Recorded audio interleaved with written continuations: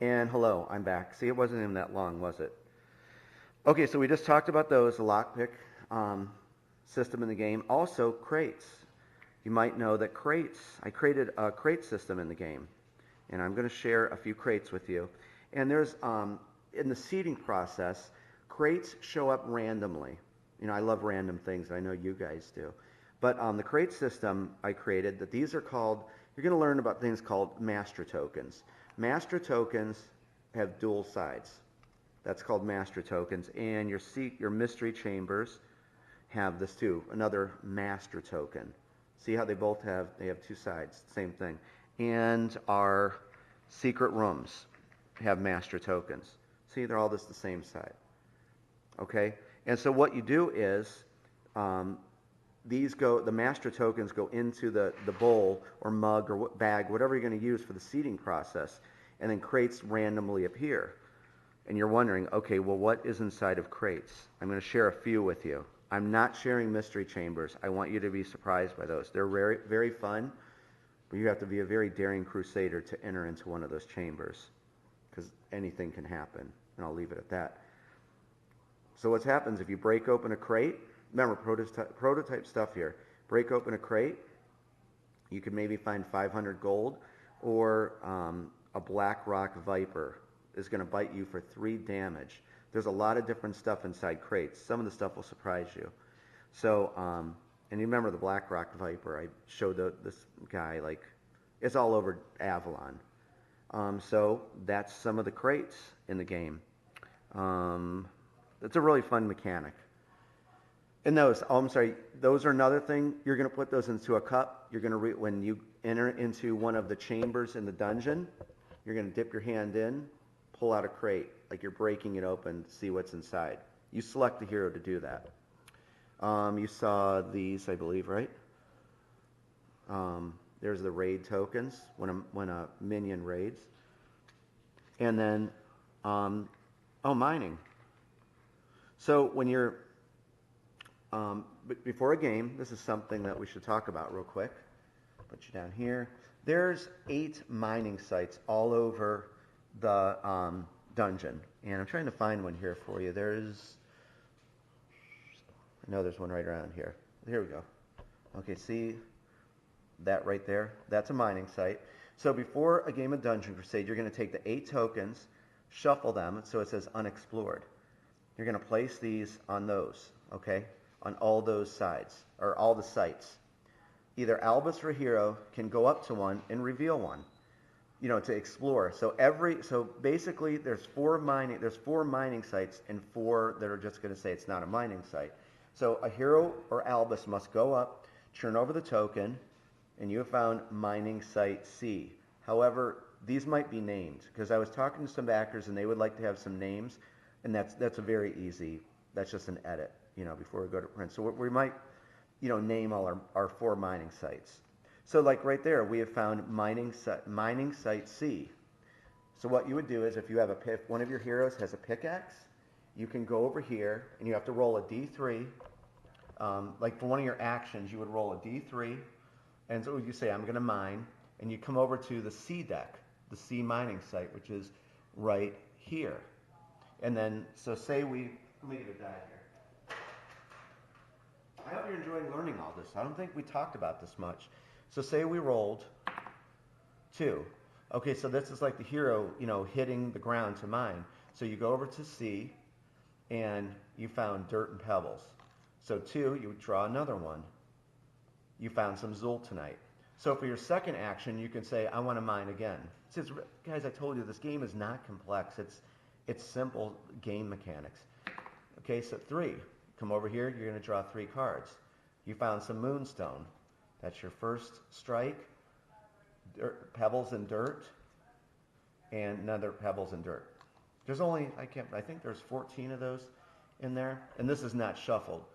So then you go, that's what we talked about before. You take your, minerals, precious gems, give them to Albus. He can run back to the village, way up there, and the blacksmith could craft you a power gem, from one of the recipes. That's a little bit about mining. So that is some mining tokens. I'm glad that came up, or I remember that because I know a lot of people were asking about that. It's a very fun and easy mechanic. And on harder difficulties, you will need to mine, I assure you. And so what else here? Oh, tracking tokens. You've never seen these before, and I'm going to tell you how this came out. That I put these things together. We had some assets that were left over, and I thought I had this vision for the tracking of like an evil skull, and Freddie did this a while ago, and we never used it. And this is one of the dungeon backgrounds that I shrunk down, and so I thought that's really a cool, like that's a very striking token. And of course, these are double-sided. What are tracking tokens used for? Very easy. If a guardian spots your hero, if it comes in line of sight, you're going to put a tracking token on a hero card, take the matching token, put it on the guardian card. See, in Dungeon Crusade, these guardians, I have programmed that will chase your hero. You have to either hide successfully in a chamber, that's why there's a hide mechanic, or, you're probably going to need a few more heroes to kill a guardian, because these are like the bosses. You have to slay that guardian to lose the tracking status. And guess what? If another guardian sees you, you're going to put that on the hero, and you're going to have two guardians on you. So there you go. I'd touch about that. So that real easy mechanic. Again, guardian sees you. Okay, take out a matching one hero card, guardian card. He's tracking you. Kill the guardian or successfully hide from it to lose the tracking status. I think we saw all those yesterday, didn't we? We saw all of the healing potions and all that, but like this is an ochre juice. Ochre juice will restore your hero's essence. And real simple, when a hero consumes it on the back, regain 6 essence when consumed. And I put messages on the back so you can always, just in case you forget, wait, what does elixir do? Okay, it cures all afflictions when consumed. And that torches, I had to do this because there's an unlit side, and then when you strike it, of course, it's lit. So there's torches, elderberry juice. Again, what it says on the back, when consumed, this hero regains 4 health and 4 essence. And then there's harvest bread. And this will regain 2 health and 2 essence. You're only going to get these 2 from one of the celebration day cards. That the villagers, that's a gift that they're going to give you. So that's that. Remember we saw trap tokens. I know we talked about that. I just want to show you guys everything. I'm excited to let you see all this. Let's see. There's your life force tokens. There's hit markers. We went over that. And so wrapping this up, this is a great storage solution, but I have something else for you too before we close this out. And I hope you're enjoying all this. I'm having a great time really, showing you progress that, hey, look, this thing's getting done for you. So these are on Amazon, the supersized ones they're dirt cheap, $3-4, maybe $5. And I think they're offering free shipping. So this will hold all of your Dungeon Crusade tokens, but I want to show you one more because all the quest tokens, which that's what I'm in the process now. This is one of the last things for the game.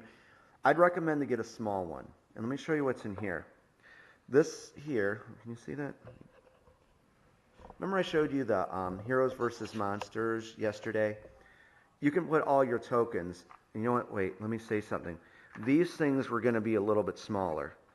These were pretty big, and again, this is prototype. These are going to be a little bit smaller, so they fit on the board nicely. But these smaller cases can hold all your Heroes versus Monsters stuff.